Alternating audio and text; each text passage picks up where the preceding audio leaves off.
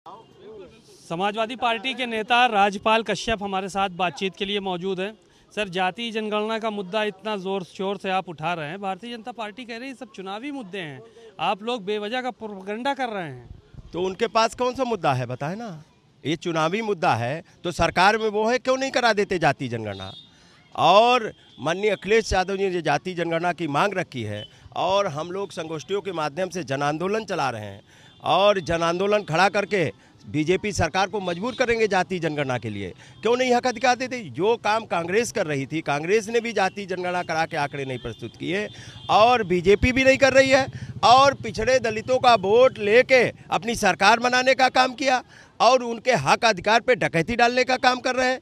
तो ये तो आरक्षण घोटालेबाजों की सरकार है। मंडल कमीशन की जब सिफारिशें लागू हुई तब भी बीजेपी के लोग विरोध कर रहे थे। ये तो माननीय मुलायम सिंह यादव जी ने लागू करने का काम किया उत्तर प्रदेश में, जिसकी वजह से पिछड़े लोगों को दाखिला मिल रहा है, यूनिवर्सिटी में, नौकरियों में आरक्षण मिल रहा, पंचायतों में भी आरक्षण मिल रहा और नगर निगमों में भी आरक्षण अगर मिल रहा पिछड़ों को तो वो माननीय मुलायम सिंह यादव जी की देन है। ये तो आरक्षण घोटाला कर रहे थे, ये तो नगर निगमों में भी आरक्षण घोटाला कर रहे हैं, नौकरियों में भी आरक्षण घोटाला कर रहे हैं और लेटरल भर्ती भी चालू कर दी। तो ये तो आरक्षण घोटालेबाजों की सरकार है।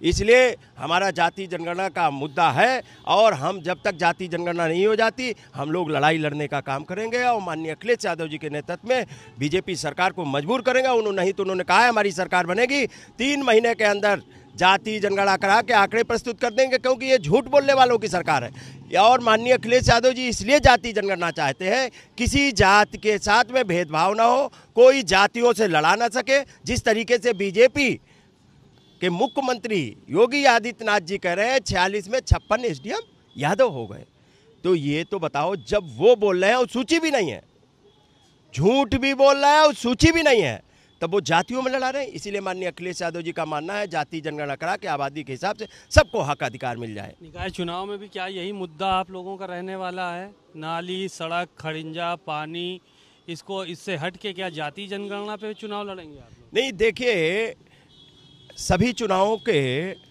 ये जाति जनगणना तो है ही है, आरक्षण तो है ही है, क्योंकि नगर निगमों में भी जो हमारा तय आरक्षण था उसमें भी मानक के अनुरूप नहीं दिया। जितना हमारा निर्धारित आरक्षण है 27% और 21% एससी का और 27% ओबीसी का, 2% एसटी का, वो भी नहीं दिया, उसमें भी घोटाला करने का काम किया। और आरक्षण घोटाले की वजह से ही ये चुनाव लेट हुआ, ये बीजेपी के आरक्षण घोटाले की वजह से ही सुप्रीम कोर्ट और हाई कोर्ट तक समाजवादी पार्टी की पहल पे ये चुनाव हो रहा है, नहीं तो ये तो चुनाव से भाग रहे थे। और साथ ही साथ में नगर निगमों में भी क्या किया, ये तो कर देते स्मार्ट सिटी बना देंगे। अरे छोड़ दीजिए स्मार्ट सिटी की, लखनऊ की राजधानी जहां मुख्यमंत्री रहते हैं, मेट्रो माननीय अखिलेश यादव जी ने चलाई थी, एक पिलर भी अगर लगा पाए हो तो बताएं। माननीय अखिलेश यादव जी ने गोमती रिवर फ्रंट इतना शानदार बनाया था, उसको और गंदा करने का काम किया। समाजवादी पार्टी के कार्यकर्ता लेकिन नाराज हैं, टिकट मांग रहे थे 10 मिला 1 को, 9 नाराज। इनको कैसे मैनेज करेंगे आप लोग? ये देख रहे हैं कहीं ना कहीं बगावत भी देखने को मिल रही सपा के अंदर। कोई बगावत नहीं है, बगावत तो बीजेपी में है। पता है, जहर तक लोग खा रहे हैं, एक कार्यकर्ता जहर खा के खत्म हो गया। बीजेपी में तो प्रधानमंत्री, मुख्यमंत्री और उप मुख्यमंत्री आपस में किसी की नहीं बनती है, बताओ ना। और वहाँ तो पता है नेता सब आपस में कंपटीशन में लगे, जनता का काम करने में कोई नहीं लगा, ना जनता का ना कार्यकर्ता का, केवल सरकार बना के और देश बेचने का काम कर रहे हैं। और उत्तर प्रदेश में कानून का राज कायम है, कह रहे हैं। कानून के तहत हम लोग जो है कानून व्यवस्था का मुद्दा जो है ये भी एक होगा। आपने देखा नहीं कि असद का इनकाउंटर किया पुलिस ने, उसके बाद फिर अतीक और अशरफ की हत्या हुई। लेकिन ये कह रहे हैं मुख्यमंत्री की जो लोग उत्तर प्रदेश को बाधा बन रहे थे विकास में, आज उनके लिए बाधा बन रही है सरकार। मुंह से बोलने से कुछ नहीं होता है, कहाँ कानून का इकबाल है। मुख्यमंत्री जी अपने गोरखपुर में कानून व्यवस्था देख लें, उप मुख्यमंत्री जी अपने प्रयागराज में कानून व्यवस्था देख लें। गोरखपुर में भी एक व्यापारी का इनकाउंटर मार दिया गया था होटल में, कितनी बहन बेटियों को डेली हत्याएं, लूट डकैती हो रही है।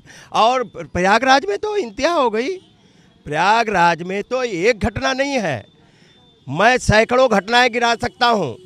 सामूहिक नरसंहार हुए हैं, एक साहू परिवार के 5 लोगों की हत्या हो गई थी, एक पटेल परिवार के 5 लोगों की लगभग हत्या हो गई थी, ब्राह्मण समाज की भी सामूहिक हत्या होने का काम हुआ, दलित समाज की सामूहिक हत्या होने का काम किया। और अभी न इनकी सरकार में पुलिस सुरक्षा में कोई सुरक्षित है, ना पुलिस कस्टडी में कोई सुरक्षित है। आपने 2 घटनाएं देखी होगी, जिनको सुरक्षा मुहैया थी उनके ऊपर किस तरीके से क्या हुआ, और जो पुलिस की कस्टडी में थे उनके किस तरीके से, क्या कानून का इकबाल है। और बार काउंसिल में हमें याद है, कोर्ट में, आगरा के बार काउंसिल में बार काउंसिल की पहली महिला अध्यक्ष थी जिसको गोलियों से भून दिया गया। आप बताइए, बिजनौर के कोर्ट में गोली चली, जज को छिपना पड़ा, क्या है? न जेल में सुरक्षित है, जेल में भी कार्रवाई नहीं चल रही। तो बताओ ना, इनके राज में कहाँ है? केवल टीवी पे, चैनल पे चल रहा है। टीवी चैनल को सारा पैसा दे दिया कि अच्छा चलाते रहो। कोई जिला हो जिसमें लूट, डकैती, बलात्कार, और प्रयागराज के ही आंकड़े निकालवा ले, जितनी घटनाएं घटी हैं उन दोषियों पे क्या कार्रवाई की है? 5-6 घटनाएं तो ऐसी हैं जिनमें नरसंहार हुए हैं, सामूहिक हत्याएं हुई हैं। एक भी घटना बता दें दोषी के साथ में क्या किया? कानून का राज नहीं है, आप कहना चाह रहे हैं उत्तर प्रदेश में?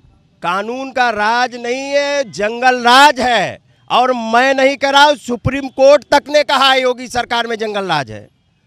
मैं नहीं कह रहा हूं, जनता में तो कोई असुरक्षित नहीं। जांच तो हो ही रही है, एसआईटी गठित कर दी गई है। अशरफ की और अतीक की हत्या को लेकर एसआईटी जांच करेगी कि कौन लोग थे, क्या था मामला, क्या नहीं था। देखिए, कितनी आज तक जो बहन, उन्नाव में क्या हुआ आपने देखा? उन्नाव में बेटी जिसके साथ में जिसने आरोप लगाया था, वो आरोपी जेल गया, छूटने के बाद फिर उसने नंगा नाच किया, और एक बेटी वहीं उन्नाव में जिंदा जला दी गई। एक बेटी के साथ में गाड़ी पे एक्सीडेंट करा दिया गया, और आप हाथरस की बेटी को न्याय नहीं मिला। इस सरकार ने कहा था, हाथरस की बेटी के जो साथ में अन्याय कहा था, परिवार को हम मकान देंगे, नौकरी देंगे, और आज तक नहीं दिया। वो सुप्रीम कोर्ट तक मामला गया है। तो ये क्या कर रहे हैं? कुछ नहीं। उत्तर प्रदेश में कानून के लिए किया क्या है ये तो बताएं। कानून का राज और इक्बाल कायम करने के लिए, लोगों को सुरक्षा और लोगों के अंदर कॉन्फिडेंस जगाने के लिए माननीय अखिलेश यादव जी ने 100 नंबर चलाया था कि 10 मिनट में पुलिस पहुंच जाए। अच्छी गाड़ियां दी थी, हेडक्वार्टर बनाया था, महिलाओं को वुमेन्स पावर लाइन चलाई थी जिससे महिलाओं को सुरक्षा मिल सके। ये सब काम किए थे। और साथ ही साथ में हेडक्वार्टर, डीजीपी का हेडक्वार्टर अच्छा बनाया, सारी चीज़ें की थी। इनके में क्या है? खाली कोरे भाषण दिए जा रहे हैं। बातचीत के लिए शुक्रिया। आपने सुना राजपाल कश्यप, समाजवादी पार्टी के नेता हैं। उन्होंने तमाम बातें कही और साफ तौर पर इस बात का जिक्र किया कि भारतीय जनता पार्टी में केवल कोरी भाषणबाजी हो रही है और अखिलेश यादव ने जनता के हित के लिए काफ़ी काम किया। कैमरामैन अरविंद के साथ सीमा नकवी, भारत समाचार, लखनऊ।